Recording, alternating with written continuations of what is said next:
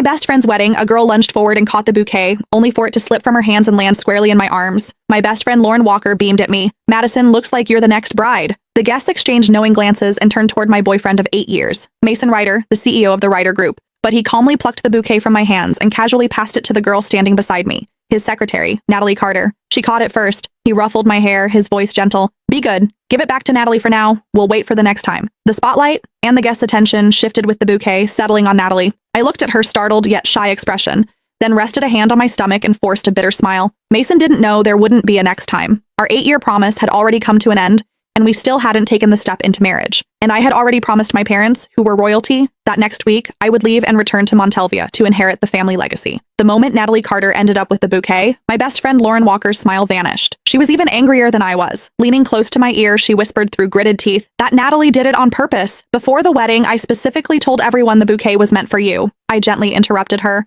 "Lauren, today is your big day. Little things like this don't matter. But you've waited 8 years just to marry Mason," she said anxiously. "And now you're carrying his child. If you still don't have the wedding soon, it's okay." I turned my head calmly and looked toward Mason Ryder. Natalie, holding the bouquet, was sitting right beside him. The distance between them was far closer than what a secretary should reasonably keep. Most of the guests were friends who knew both Mason and me well. Their eyes drifted toward me, curious, sympathetic. Lauren grew even more upset and squeezed my hand tightly. "Madison, I looked into Natalie earlier. She's a calculating gold digger who specializes in seducing rich men. She's been trying to get close to your boyfriend for months. You need to be careful. Lauren, you're the most beautiful bride today. Don't worry about me." I squeezed her hand back and gave her a faint smile. "Besides, I'm not planning to marry Mason anymore. I haven't even told him I'm pregnant." My words were so shocking that Lauren's eyes widened as she stared at me in disbelief. After a long silence, she finally remembered that the wedding ceremony still had to continue. When the wedding ended, Lauren hugged me tightly. "Madison, if you need any help, just tell me. I support whatever decision you make." "What decision?" After she left, Mason walked toward me, calm as ever.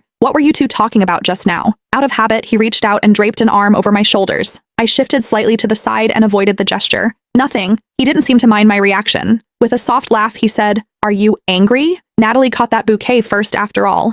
She's a young girl. Of course, she dreams about weddings. Catching the bouquet was just her way of borrowing a little luck. Didn't we agree we'd wait for the next time?" He leaned closer, stroking my hair as he patiently tried to soothe me. "Why care so much about Lauren's bouquet? When we get married, I'll prepare an even more beautiful one for you. You can have as many bouquets as you want." Silently, I curled my fingers into my palm and looked straight into his eyes. "Can we get married this month then? Lauren and I made a promise when we were kids. Whoever married first, the other would marry right after. We would be each other's bridesmaids and witness each other's happiness." The air seemed to freeze. Mason's hand, which had been brushing my hair, paused midair. A few seconds later, he chuckled lightly. "You're still taking childhood jokes seriously? I'm the CEO of the Ryder Group. A wedding can't be thrown together so hastily."